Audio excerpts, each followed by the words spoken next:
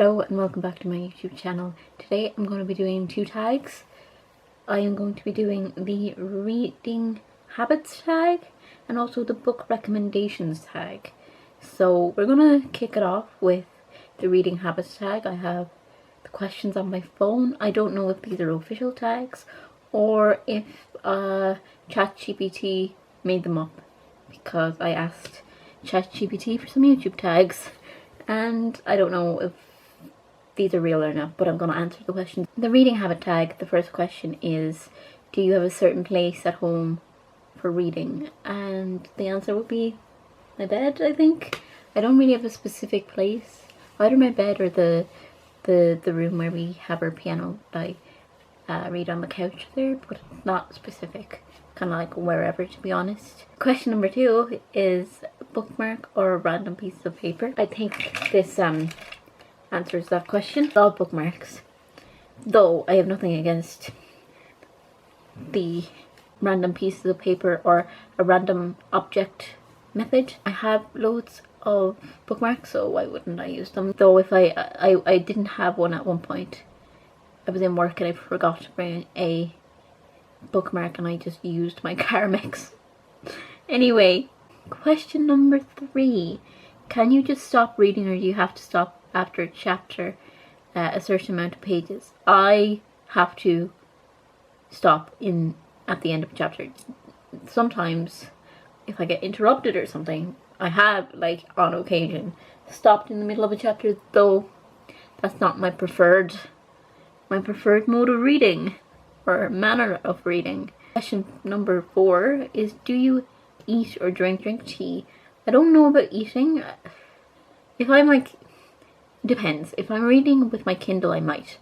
But if it's a handheld book, no, I don't want to be getting the crumbs in the creases or getting grubby finger paw prints. No, not for me. Audiobook, I listen to that the whole time, but I don't actually know if that is relevant to that question. But I do read when I'm eating, sometimes, but mostly if it's a Kindle. Usually I have a cup of tea in hand if I'm reading. Question number 5. Multitasking, music or TV while reading? TV, no. Music, absolutely. I always listen to music when reading, a mixture of lyrical and instrumental. So I could be listening to T-Swizzle, but I could also be listening to Mozart. Question 6. One book at a time or several at once? Well, I am guilty of reading many at a time, let's just say. Right now I'm reading 2 books. I'm reading Our London Lives and Funny Story by Emily Henry. Granted, when I do have 2 at a time, I do generally have one that I'm prioritising more than the other.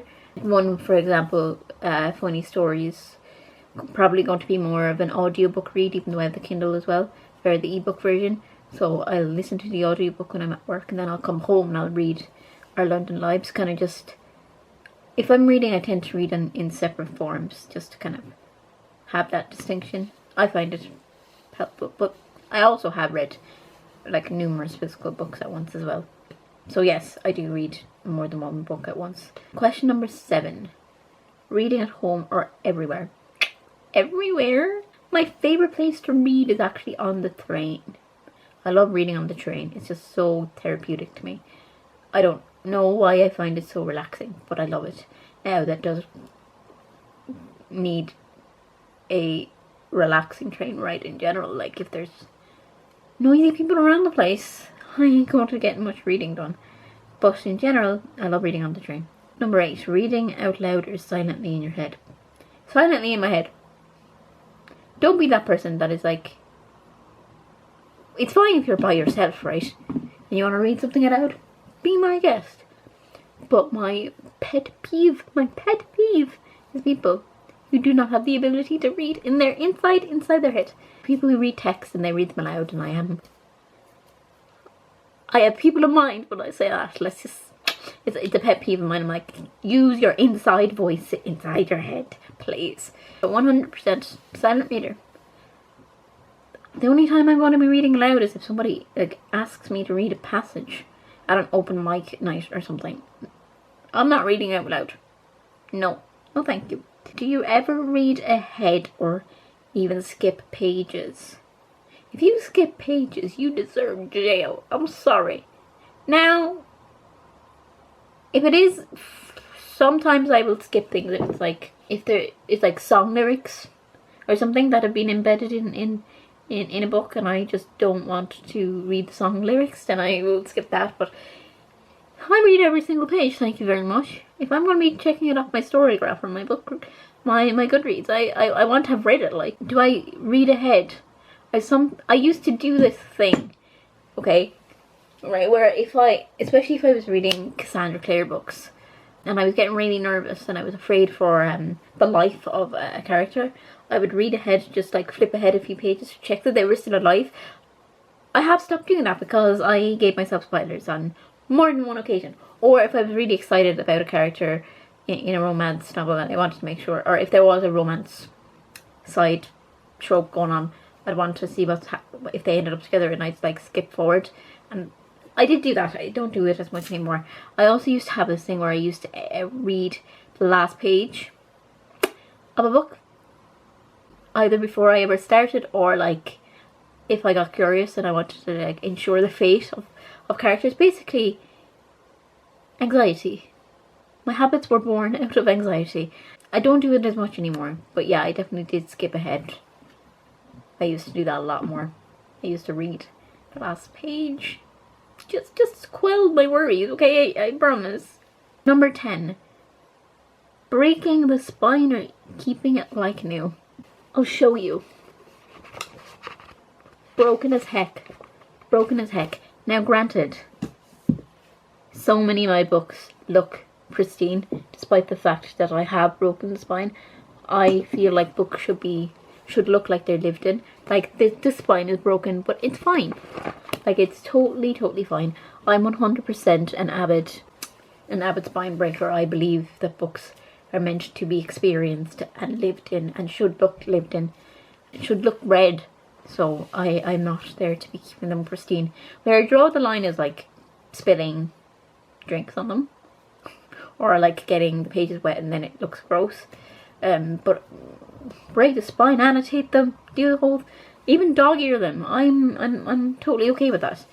But if I see like tea spills or like breadcrumbs or food stains, that's where I draw the line. Number 11, the last question in this tag, is: do you write in your books? I do, on occasion. It's not something I do regularly. It's something I do particularly often in literary fiction, if there's like beautiful phrases I want to remember, or poetry. But if I'm reading a novel, I generally don't. But in general, I don't write in my books. But again, that's not because I don't think that you should. I believe that books should look lived in and should look experienced and read. But I be lazy. I can't be lazy. But if it's literary fiction, like my copy of The Bell Jar is annotated, I'm just looking at my bookshelf. For example, It Ends With Us by Colleen Hoover is annotated. What else? The Trees by Percival Everett. I actually wrote about that in my master's thesis, so that's definitely annotated. I do annotate my books, but it's not a regular occurrence for me. I kind of pick and choose the books that I do that for. So that is the end of the reading habits tag, which brings us on to the book recommendations tag. So I'm going to recommend you guys some books. One, a book that made you smile / laugh. And I'm going to go with a bit of a rogue one here, because it's not a book that made me laugh or smile because it is happy, but rather the dry humor is fantastic. The self-deprecating humor is really good. So this is called Common Decency by Susanna Dickey. It follows two women, Lily, who is dealing with her mother's death and the grief that comes with that, and her upstairs neighbour Siobhan, who is consumed by an affair with a man, and Lily becomes obsessed with Siobhan essentially, but Siobhan is so consumed and intoxicated by her love affair that she doesn't notice the fact that she has a really strange stalker. For example, I just opened it there. This is one of the ones I did annotate. I highlighted. For example, one of the things I have underlined is a child he was biologically compelled to prioritize. And I just think it's like, it's harsh, but it's so funny. Her blood, which had become mulchy and frozen, seemed capable of thawing.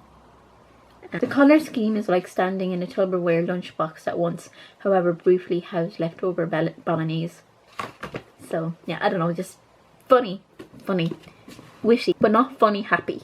Please do not think that comment is funny happy. But it did make me laugh out loud several times because of the narrative being hilarious, and how Susanna Dickey writes is just really, really humorous. Then we have a book that made me cry. Recommendation number 2 is Wonder by R.J. Palacio.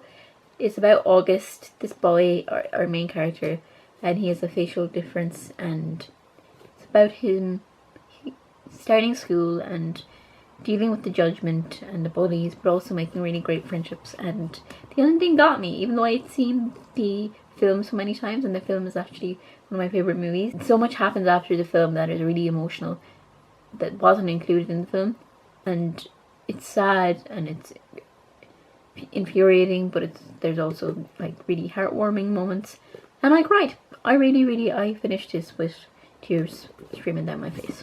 A book that I wish I could live in.